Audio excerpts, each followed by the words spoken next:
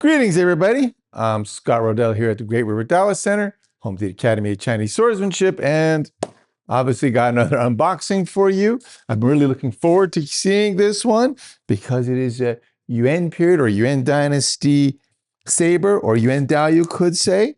I've never handled a period one. I've seen many in museums, visited a lot of museum collections, reserve collections, but I've never been able to handle a period example. So it's interesting, and I'm really looking forward, the box in a box, I'm really looking forward to seeing how this handles and what it feels like in the hand.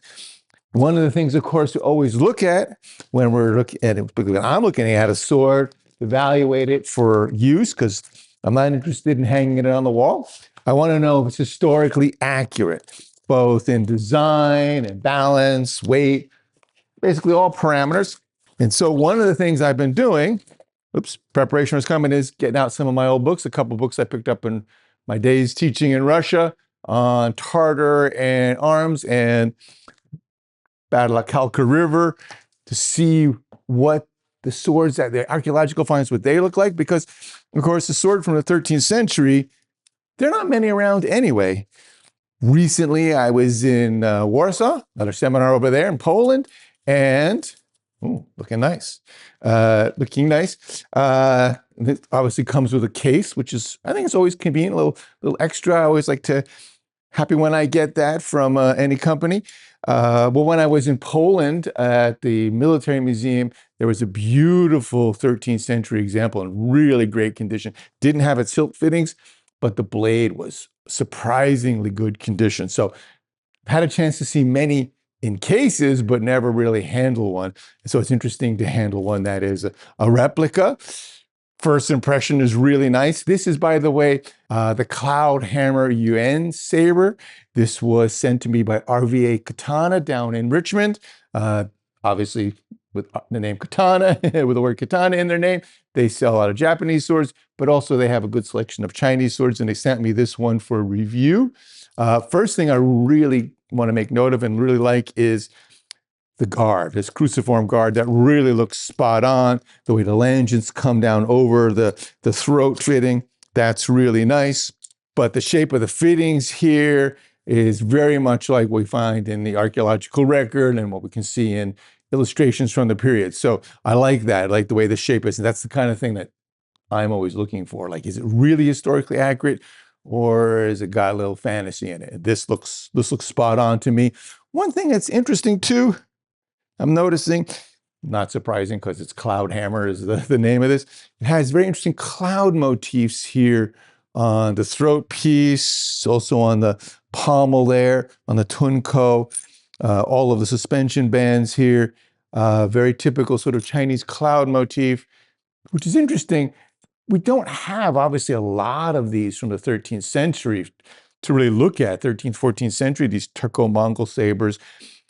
So it's hard to make, a lot of very big generalizations, or maybe all we can do is make a very big generalization.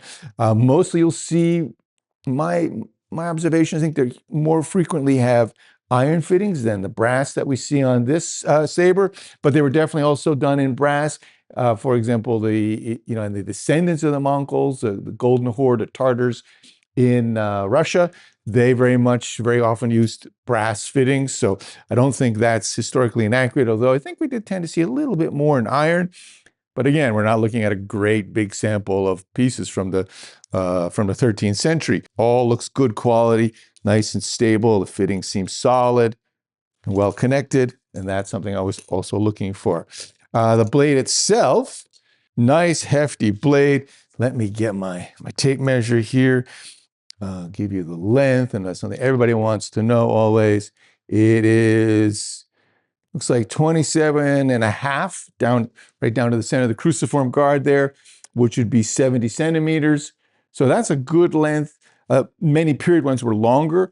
But of course, during the Yuan period, talking about the Yuan Dynasty, 13th century, there wasn't really a standardized type of saber. These weren't made for, in mass for soldiers. There's a lot of variations. This one is it's gently curved, relatively straight. Some of them are more deeply curved, and some of them are, a good foot longer for use on horseback. I'd say this is probably more one for a foot soldier. There are also plenty of foot soldiers during the Yuan period. And I think that's probably more useful for us. I'm always looking at a sword, for its usefulness in my practice and your practice, everybody's training. And I would say that this is a good length for that. Balance feels good. Now, of course, again, as I was saying earlier, I haven't handled any actual Yuan Dynasty 13th century swords. I wish I had. If I was able to get into a museum collection in the reserved section, and they had one, they do not let you swing them around and give them a go. So even still, I could just hold it in your hand and feel it. So I can't say, is this one the same as a Yuan period Dao or not? But what I can say is it feels good. So those, for those of us who practice forms today, mostly, of course, come from the Qing period, that this would be just fine for that. So if you wanted something with a little different style, this is, I think, really good. I'll probably, after making this, go out and practice some forms myself with it and get a little bit better handle on it. But it feels good in the hand. Grip is a good size. Overall, really nice. I would say that that's quite good. We'll have to see when the spring comes, go out and do a little cutting with it. Just take a quick look at the edge. Well, it's a pretty keen edge. That's good. Edges don't need to be super sharp. They need to be, if 10 is ridiculously sharp and 1 is blunt, 5 to 7, it's going to cut really well. So you don't need it to be super sharp. This seems to be pretty sharp, though. Plenty sharp enough to cut, so I expect it will be just fine. Other thing I like about this design, we often think of Mongols, of course, being mounted, that they're, cutting and going through. And of course, the curved blade is great for cutting, whether the slash and cut as you're riding by on a horse, or percussive kind of cut. Blade like this could deliver either. It's interesting just thinking about that balance, give it a good P cut there. It's a little bit broader. A lot of times on period sabers, on Qing period sabers, Ming, you get a feeling of a little more focused spot, about 2-3 inches, I'd say 3 inches, where it really wants to cut. This one feels a little bit broader, which is interesting. That's probably because it's also a little bit straighter. A little more deeply curved one would probably have a little bit more of a focus area. One thing I do like is this tip that, this is, the Mongols didn't just cut, they also did use thrusting techniques, at least from what we can tell from the archaeological record. Of course, we have no manual from the Mongols. There was no, Mongol Swordsmanship 101 published in the 13th century. So we can't say for certain, absolutely. But, looking at the archaeological record, the skeletal damage they find from mass graves and so on, there's thrusting damage to those bones as well as cutting. So we know they did do both. And clearly, the saber has a tip optimized for thrusting. What I like about this one is that there's 2 ways that double-edged section was created. One is the way we see it on this saber, where it's sort of scooped out from the back and the tip is brought down to this sort of spear tip point, which is, of course, helping to optimize it for the thrust so that the tip is brought in line with the hand so you can give the point, as I say. Sometimes there's also a raised jelman. That is an area where it peaks up here. Chinese tend to call that the Yuto Dao, a fish head saber. And that's probably came from these Turko-Mongol sabers, because they appeared on these sabers that the Mongols used before they appeared on Chinese sabers. So this is very likely the source of that. That raised section tends to create a stress point right there where that raised part comes up, and they tend to break there. So there's 2 variants. The fish head style, quote, fish head, Chinese called Yuto Dao type, tended to be phased out because it broke, created that stress riser. So this, I like that it's this scooped out way of creating that double-edged section. So that's really nice, and it's fairly sharp here. The lower cutting edge is sharper, but you could give a good cut with that back edge as well. Other thing I really think is interesting about this in a historical context, not necessarily this particular saber, which I have to say I'm liking, is that it has a tunkou, right? This section here, this collar at the base. That is another feature that developed in the steppe that was adopted onto Chinese swords later on. That makes it so that when you put your sword in the scabbard, it locks a little bit tighter. And that's more important when you're on horseback than when you're on foot. Obviously, you're bouncing around on a horse. You don't want your saber jingling around in there and jangling, coming out, and maybe scuffing up the sword, maybe damaging the edge. So probably not so much, but still you don't want that. You certainly don't want to lose your saber if you're, because the Mongols, a good saber was part of their kit, no question, but their main weapon was bow and lance. More, this was a follow-up weapon. So when you get into closer quarters, you want to melee. So while you're riding around shooting, you clearly don't want to lose your saber, have it pop out of the scabbard if you're at a gallop or even a trot. You're pretty bouncing around. So this tunkou was developed. And again, that was a feature that went from the steppe to China. So I really like seeing that. It's a kind of feature that is sometimes forgotten or not paid attention to. So that's really cool. The other thing that I really like seeing on this sword, which was common, if you go look at museum examples or if you go do your research,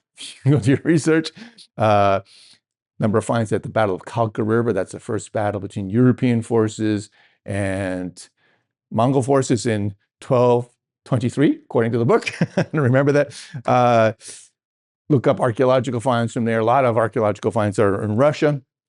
It's very common to see this faceted cross-section blade with this raised ridge down pretty much the center of the blade, or it's a little closer, generally, not the center, but toward the back edge. And what that does for the blade is that as you're cutting through a target, this rear part of the blade, the back part of the blade, isn't in contact with whatever you're cutting.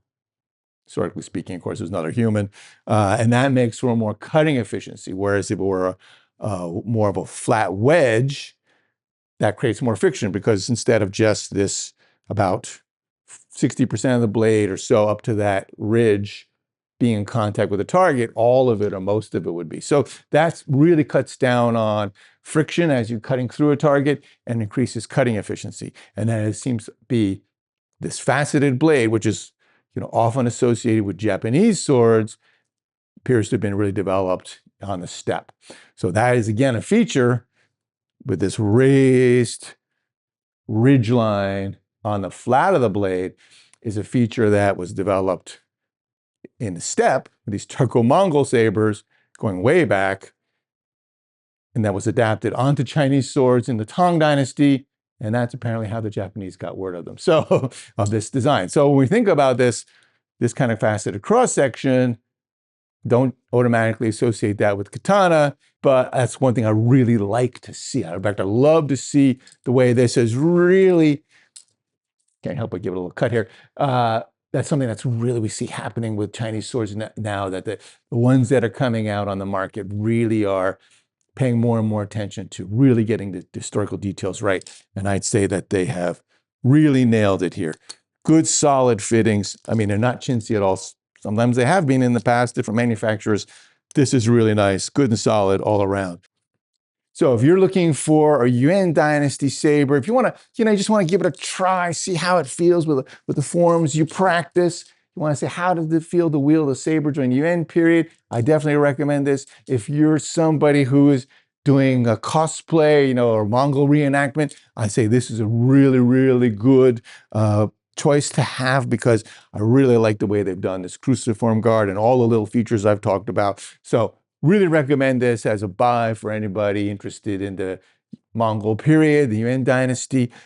Well, if you enjoyed this video, we hope you did. Please don't forget to subscribe and hit that thumbs up button. And please do smash that join button. We really appreciate everybody's support. It makes a difference. It helps us bring you more videos. So until next time, everybody, stay strong. 再见.